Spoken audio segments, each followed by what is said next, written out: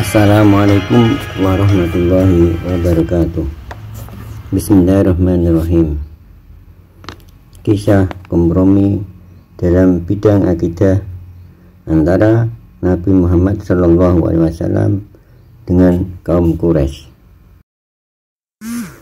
Ketika kaum Quraisy melihat bahwa gangguan dan paksaan yang mereka lancarkan kepada Nabi Muhammad SAW dan para sahabatnya tidak membawa hasil, tidak merubah keimanan dan keyakinan mereka terhadap agama Islam yang dianutnya, maka pergilah kaum Quraisy menemui Nabi Muhammad SAW.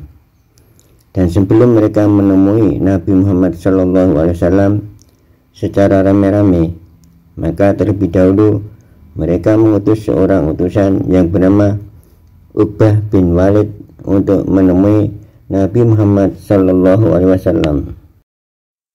Dalam pertemuannya dengan Nabi Muhammad SAW, Uqbah bin Walid berkata kepada beliau, yaitu Nabi Muhammad SAW, "Hei anak saudaraku, sesungguhnya engkau dari golongan kita, sebagaimana yang engkau ketahui adalah dari orang-orang yang berketurunan baik-baik.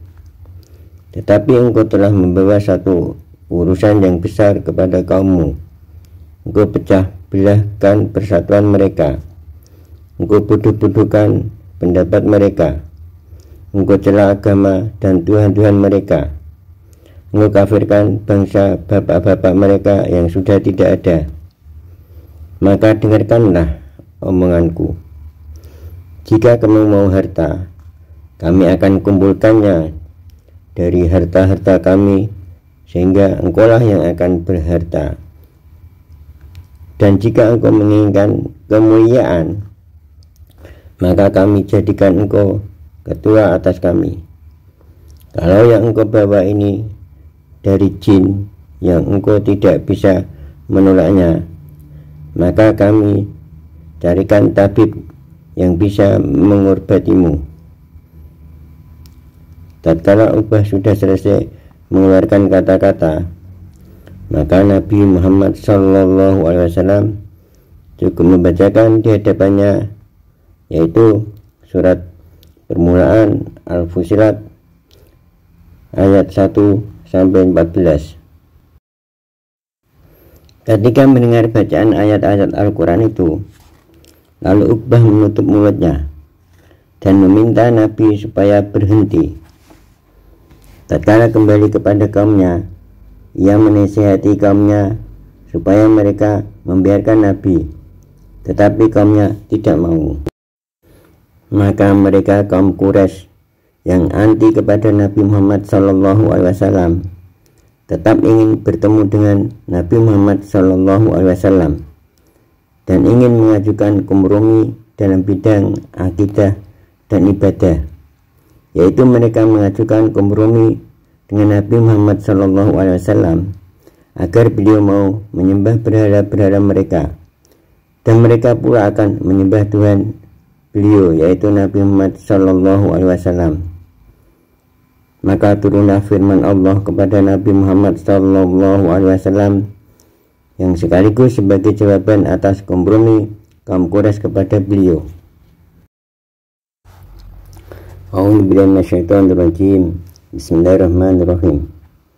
Qul ya ayyuhal kafirun la a'budu ma ta'budun wa la antum 'abiduna ma a'budu wa la ana 'abidum ma 'abadtum wa la antum 'abiduna ma a'budu lakum dinukum waliyadin.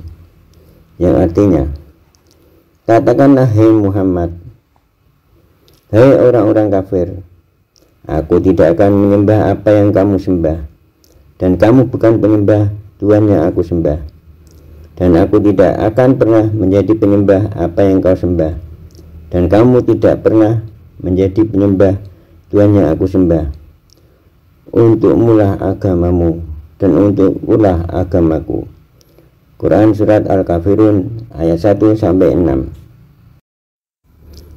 Dengan perundingan kompromi dalam bidang akidah dan ibadah itu tidak membuahkan hasil.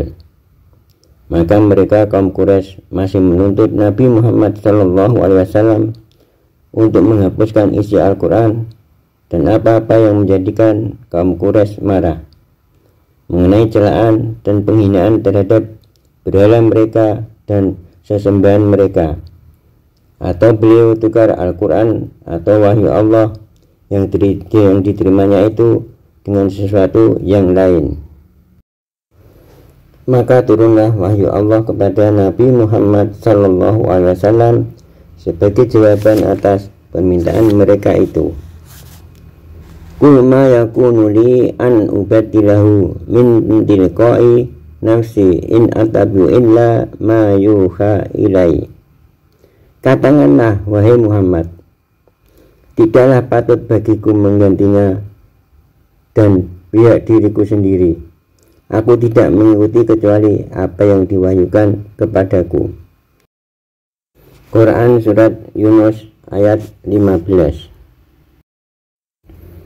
Demikianlah sekilas kisah kompromi kaum Quraisy, orang kafir, dengan Nabi Muhammad SAW yang tidak menghasilkan apa-apa, walaupun harta benda yang melimpah dan pangkat yang tinggi. Namun Nabi Muhammad SAW tidak mau dan tetap berjuang untuk menegakkan agama Allah. Cukup sekian, kurang lebihnya minta maaf. Semoga bermanfaat.